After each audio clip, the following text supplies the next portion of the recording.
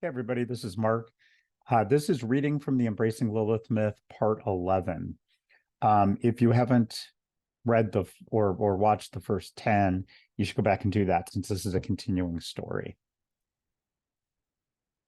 Chapter 10. Adam had sexual relations with his wife again, and she gave birth to another son. She named him Seth, for she said, God has granted me another son in place of Abel, whom Cain killed. Genesis 4:25. And therefore 100 of the Lilin die every day. Alphabet of Ben Sira 78. After several months of consoling Adam and birthing even more daughters, I found I no longer desired him. At one time, the only thing I had wanted was for him to love me, but now I just wanted him to recover from his grief and free me from the guilt of unleashing Samiel on him and his family. I began to appear to him as Eve, and instead of lying with him, I would just talk to him. I told him I loved him and he needed to return to his life. I also began to visit Eve, at first staying in spiritual form, but whispering in her ear that she was powerful and loved. I told her things I wished I had been told, things to comfort her and empower her as a strong female presence. Eventually, I appeared to her as Adam, telling her I loved her and she needed to return to life. At first, my intention had little effect, but gradually I began to see a change in both of them. They began to eat more regularly and take care of their own physical needs. Once life began to come back to their eyes, I retreated in spiritual form to keep watch. I was gratified to see both Adam and Eve taking care of their home, their garden, and themselves. I knew things would be better when I finally saw them talking and showing affection to one another. The last night I stayed to watch over them, they slept together, and I immediately knew Eve was pregnant with another child.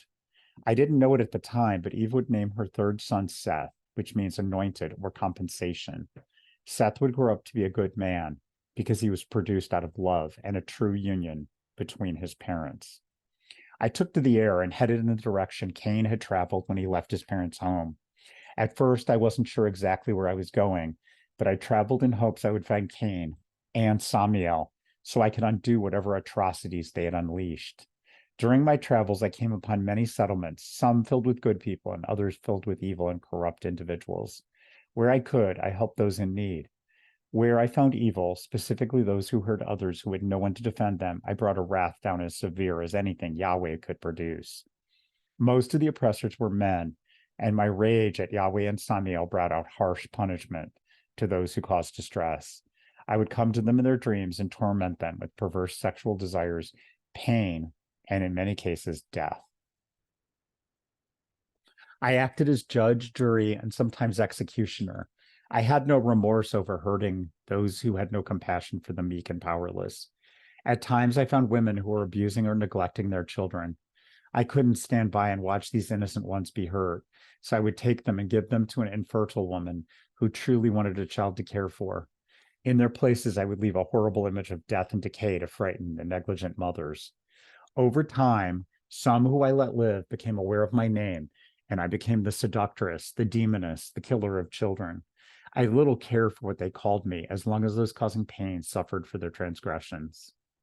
A few times I encountered my daughters in the world, doing the same work I had set out to accomplish, saving the innocent, destroying the merciless, and taking revenge on behalf of the persecuted. My daughters didn't seem to be able to procreate the way I could, but every time I took physical form and laid with a man, I would produce more daughters to add to the ranks of Lilith. At some time journeying, I started to feel the presence of Samiel in the distance. I corrected my course and headed toward him, and I assumed Cain. Something appeared before me, blocking my path. It seemed to be an invisible barrier or wall, but when I tried to go around it, I found myself completely trapped inside.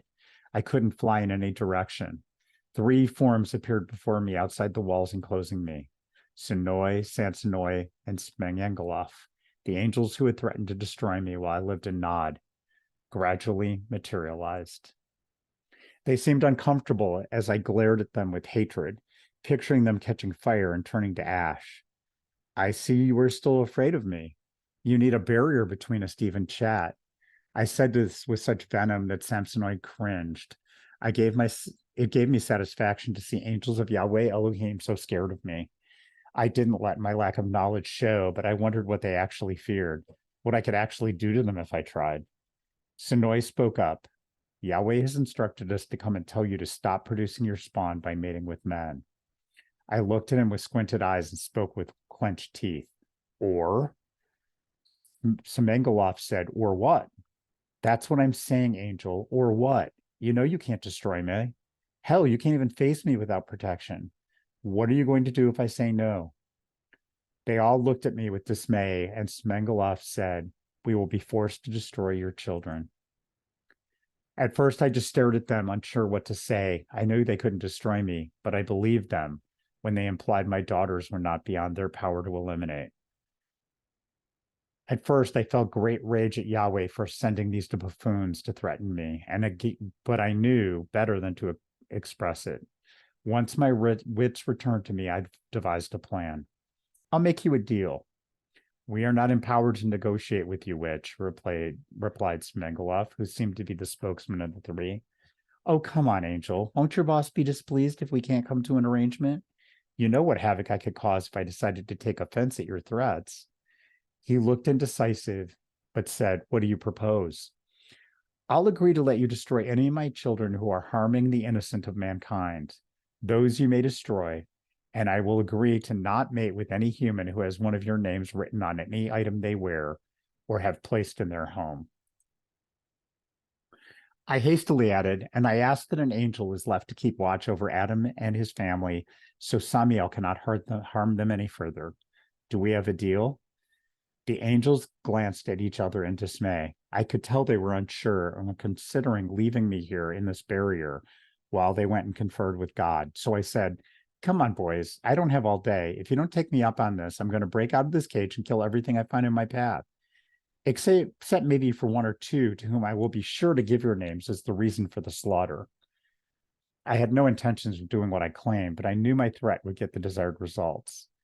Semengaloff replied, we agree. The three angels vanished, taking my cage with them. I took to the air again, continuing on my way to find Samiel and Cain. I wasn't completely thrilled with the arrangement I'd made, but it would serve a purpose and get the angels off my back while I fixed the situation with my other half. Thank you. Another session coming soon.